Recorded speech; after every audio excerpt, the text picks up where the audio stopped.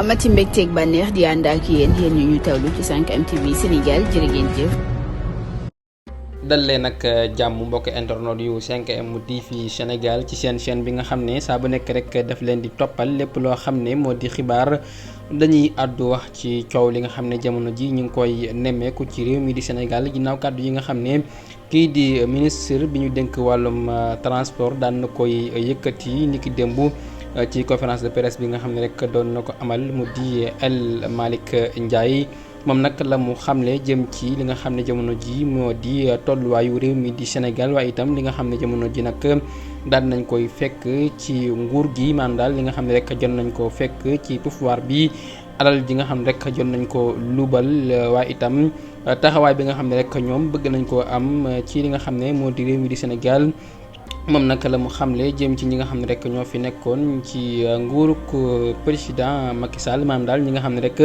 ñoo fi nekkoon di ay ministre mu ne nag ñoom dinañu taxaw def lépp la ñu man ngir rek alal ji nga xam ne rek dañ ko lubal maanaam daal alal ji nga xam ne rek ñoom dañu ko daal di jël ñu delloosi ko nam gën a gaawee mu nekk nag ay kàddu yoo xam ne kii di ministre bi ñuy dénk wàllum transport daan na koy yëkkati ni ki démb loolu nag jamono ji tax na ku nekk rek di yëkkati ay kàddu jëm ca loolee nga xam ne jamono ji nag ñu ngi koy daal di nemmeeku saa bu nekk ñuy dégg ay kàddu yoo xam ne ñu ngi koy wax jëm ci ñi nga xam ne rek ñoo fi nekkoon ci nguuruk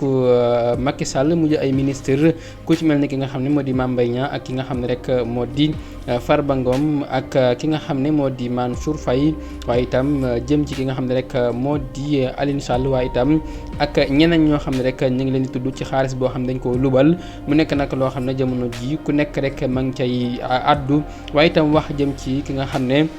moo di Macky Sall itam xaalis bi nga xam ne rek jot na ko lubal mu nekk nag xaalis bu takku jamono ji daal la ñu xam ne ñoom moo di dinañu taxaw def lépp lu ñu mën ngir ñi nga xam ne rek ñoo fi nekkoon di ay ministre te nag lubal alalu askan bi nag danañ ko delloo ndax kat jamono ji askan wi jamono ji ñu ngi dund lu méttee métti te itam buñ delloo si li nga xam ne rek moo di xaalis bi daal dinañ ci mën a dimbali ñi nga xam ne rek ñoo di askan wi mu nekk nag loo xam ne nag kii di ministre bi ñu dénk wàllum transport daan na ko yëkkati ni ki démb waaye itam wax jëm ci itam li nga xam ne sax moo di Dakar dem dikk yi nga xam ne saa bu nekk rek dañuy gis bu événement amee rek mu yóbbu nit ñi di dem ak dikk ci li nga xam ne rek moo di événement yi nga xam ne saa bu nekk dañ koy nemmeeku ci réew mi di Sénégal moom nag itam la mu xam ne jëm ci li nga xam ne moo di bis yooyee itam ña ko yoroon nag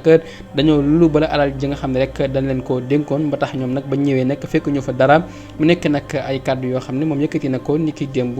moom El Malick Ndiaye waaye itam wax jëm ci ñi nga xam ne rek jamono ji daal ñoo fi nekkoon daal jamono ji la mu xamle moo di ñoom jamono ji dinañ def lépp luñ mën ngir rek ñu indi xaalis ba nga xam ne rek dañ ko daal di luubal